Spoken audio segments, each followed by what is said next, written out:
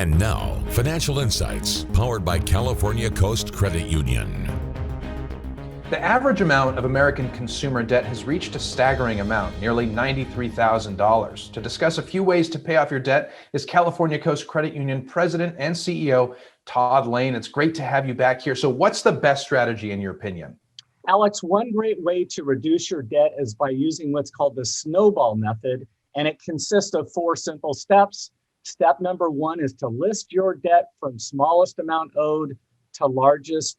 Step number 2 is to make the minimum monthly payments needed on every debt that you owe, except for the smallest one.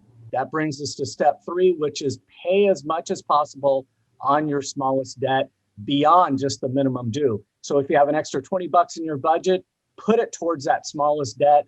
And finally, step number 4 is keep doing this until you pay off that smallest debt.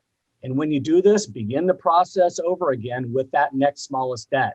If possible, take the amount that you were paying towards that smallest debt and put it towards your next debt for even quicker results.